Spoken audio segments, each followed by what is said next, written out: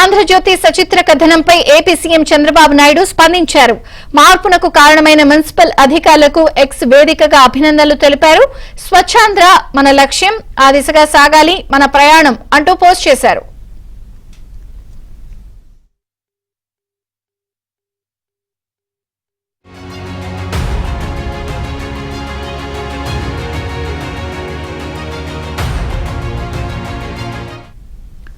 మొన్నటిదాకా తిరుపతిలోనే అత్యంత మురికివాడ scavengers colony భరించలేని వాసన, చెత్త మధ్య స్థానికుల జీవితాలు. కానీ ఇప్పుడు ఇక్కడ జీవన చిత్రం మారిపోతోంది. తిరుపతి స్కావెంజర్స్ కాలనీ రూపు మారిపోయింది. మురికివాడకు రంగుల శోభ వచ్చింది. తిరుపతి మున్సిపల్ కమిషనర్ మౌర్య ఆధ్వర్యంలో స్మార్ట్ సిటీ స్వచ్ఛ సర్వేక్షణ్ నిధులతో మురికివాడకు రంగులు వేయించారు.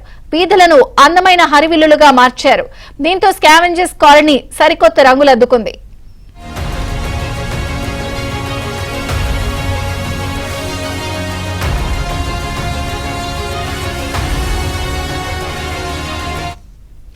దీనిపై ఆంధ్రజ్యోతిలో విచిత్రాల వీధులు పేరుతో ఓ ప్రత్యేక కథనం ప్రచురించింది. తిరుపతి వీధుల్లో వచ్చిన మార్పును ఫోటోలతో సహా వివరించింది. ఈ కథనాన్ని చూసిన సీఎం చంద్రబాబు తిరుపతి మున్సిపల్ అధికారులకు అభినందనలు తెలిపారు.